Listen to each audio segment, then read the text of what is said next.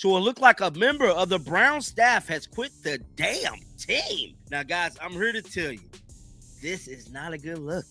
And you want to know what this tell me? The boat is sinking and people ain't going down with the Titanic.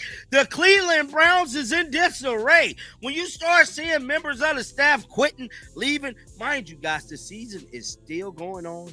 Oh my goodness, this is looking very, very spooky. Shedeur Sanders just got the kind of news that makes even your phone pause for dramatic effect. Jimmy Haslam's camp is in chaos after a top staffer quit, and somehow Shedeur's name is right in the middle of it. Grab popcorn. This twist is so wild it might need its own press conference. I'll keep saying it. I believe Shedeur Sanders should play more games than any other quarterback on this roster this year because he's the only guy that I look at and say they might have something here, because I'm telling you right now, they left night one of the draft saying we are taking our quarterback next year. So it's on Shedeur or Dylan or Kenny, probably not Joe, to change their mind. To change their mind. But you got to find out. You got to find out. I think you have to find out with Dylan Gabriel, too. The Cleveland Browns just pulled off the NFL equivalent of setting the kitchen on fire and blaming the smoke alarm. A top executive didn't just quit, he sprinted out the door, skipped the rest of the season, and signed with a baseball team. Baseball. And not only this guy that left the whole NFL league, he left to go to baseball. The Colorado Rockies are in deep conversation with Paul DePostati to take over their baseball operations department. Sources tell ESPN. While a deal is not final, it could be soon. DePostati is currently the chief strategy officer for the Cleveland Browns. That's not a career move, that's a full-blown escape plan. Paul DePodesta saw the Browns front office and said, yeah, I'd rather manage curveballs than whatever this is. You can always tell when a team's in trouble, when people start quitting mid-season. Shedeur Sanders will start before Christmas. Shedeur Sanders will get a start for the Browns, because why wouldn't he get a start for the Browns? The Cleveland Browns aren't going to be in playoff contention. So if they're not in playoff contention, why not put Shedeur Sanders in at least for a game or two to see if he could possibly be the future of the Browns, or possibly trade him eventually and get some value for him. Or if they hire a head coach who says, sit down and be quiet and let me do this. But they don't have the trust in anybody to do that. That's not normal behavior. That's panic with a paycheck. The season's still going, but apparently the executives decided they've seen enough. So I was not a Shedeur guy. However, because of where he is and the quarterbacks that he is competing with, they've got to start him at some point. Kenny Pickett is injured and not an NFL quarterback. There is a 0% chance that Kenny Pickett is the Browns' answer at quarterback. 0%. Joe Flacco is 40 years old. There is a 0% chance Joe Flacco is their long-term answer at quarterback. Dylan Gabriel, he's too small. There is a 0% chance Dylan Gabriel is the Browns' franchise quarterback 3 years from now. Shedeur, there is a 5% chance Shedeur is the Browns franchise quarterback. The ship's sinking and everyone's fighting over life jackets. And somewhere in the chaos, Jimmy Haslam's looking around like a CEO trying to figure out why his company picnic just turned into a mutiny. Now the funniest part, DePodesta didn't just leave football, he left the entire sport. When a football executive defects to baseball, that's not a career pivot, that's witness protection. If you reference a game in the preseason where Shedeur Sanders got sacked 5 times with guys packing groceries today, and you see Dylan Gabriel consistently get sacked on 4th and 1 when you know the ball needs to come out, then I don't think you're even being honest with you. I would rather you tell me I don't like Shedeur Sanders' jewelry. I would rather you tell me I don't like his haircut and long hair. I would rather you tell me that you just simply are trying to adopt Dylan Gabriel. Because if you come to me with that type of nonsense and jargon and about it could be worse, you're lying to yourself. The man ghosted the Browns so hard you'd think he owed them money. He hadn't spoken publicly since 2022, and now he resurfaces in Colorado, probably sipping tea while Cleveland burns. That's not resignation energy. That's, I saw the pink slip coming and ran faster than Tyreek Hill. The Paul DePodesta era can be summed up with an emoji shrug. I don't know what he did. No one knows. Nobody knows what he did. So, was he successful? Well, it certainly didn't look like it based on the record, but nobody knows what his job requirements were, so nobody knows if he was any good or not. But it's just the total chaos of the Browns. This is who they are. They are dysfunctional. They are messy.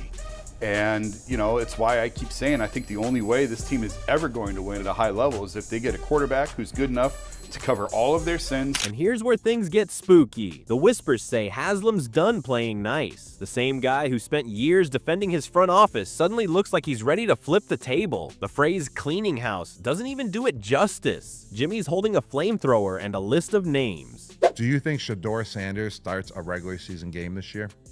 Whoa. Yes, he's going to start a regular season game this year. He's starting a preseason game. If he goes lights it up, he's going to earn more opportunity next week. Gabriel's got a hamstring. Kenny Pickett's hurt. And Flacco's kind of like their safety blanket who they want to start, right? But say Shedeur goes out here, plays his whole game, and has 3 touchdowns. You have no choice but to give the kid more opportunity the next time. I'm going with yes. I think Shedeur Sanders starts a regular season game for the Cleveland Browns. Kevin Stefanski and Andrew Berry. They might want to start packing their motivational quotes and family photos because Haslam's patience has officially expired. Every sign screams chaos. The exec who's been whispering in Haslam's ear for nearly a decade just abandoned ship. That's not just a resignation. It's a smoke signal saying, save yourself. Haslam's finally realizing that maybe the problem wasn't bad luck or broken quarterbacks. It was the entire operation. This is his shot. Yeah. This is it. I mean, I don't mean just this one game, but I'm saying this is his chance. Even though it looks like he's been practicing well, what we talked earlier, like it just seems like they don't want to give him the shot to really move up. Well, they have to now. And I salute them for not. I think to start Tyler Huntley in this game would have just been like, yeah, it would have either been insulting or he is just light years away from being ready to play in an NFL game. And when owners finally notice the rot, everyone suddenly remembers how to update their resumes. Now, let's not act surprised if Shedeur Sanders is caught in the middle of this dumpster fire, because when a head coach knows his job's on the line, logic goes out the window. Stefanski's coaching like a man who already wrote his goodbye speech. Even if he goes 19-20 for 300 yards in this game and tears it up, Kevin Stefanski is still going to have to stand in front of the podium and then justify why based on what they've seen at practice. And every report we've had out of practice is that he's not ready. Stefanski's then going to have to calm down the fan base, and they're not going to believe him because they don't see the practices and they just saw the game. That's why this just feels awkward. Like it's nobody's fault. Yeah. They don't have a better situation. This just, I genuinely believe if you are a fan of Shedeur Sanders and you are a fan of the Cleveland Browns, I think him having to play in this game actually sucks. He's not trying to win games. He's trying to prove a point before the axe falls. The man looks like he's running plays from a secret revenge manual. It's pure chaos disguised as strategy. Imagine being Shedeur, watching the front office crumble while wondering if your coach is playing 4D chess or just lighting the board on fire. It's like showing up to class only to find the teacher shredding the syllabus. It should be the Cleveland Shedeurs, okay? The Cleveland Shedeurs. I don't want to hear nothing about Flacco. It's Shedeur's time now. You don't postpone this kind of budding greatness. Flacco can back up Shedeur, but ain't nowhere in the world you gonna put this jack back in the box. No, sir. I don't want people to go out there and act like they didn't see what we just saw. We not finna do that. Not on my watch, we not doing that. We saw that man go out there with about 5 reps, and it wasn't even the first team. He was out there playing with future insurance salesmen, okay? Out there catching passes. I don't know who 89 was. I don't know who that is. They didn't give this man every reason to fail. He had the least amount of passing reps. He had the least amount of water. He got the least amount of equipment, the shortest playbook. Stefanski doesn't care if they win or lose anymore. He's just making sure that if he goes down, everyone's going with him. That's the type of leadership that turns post-game interviews into crime scenes. Meanwhile, DePodesta's probably laughing from Colorado. He knew the storm was coming. That's chess, not checkers. Browns fans, though, they're oddly hopeful. Half of them are celebrating like someone lifted a curse. The other half are wondering if they'll even recognize the team next season. And so I'm glad he's getting a start. I said earlier, maybe he plays a half, Huntley plays. If he's playing well, he's going to play 3 quarters at least. Well, it looks like he's going to have to play a half. Right, yeah. That's like a minimum at this point. But this is his opportunity to really distance himself from Gabriel for sure.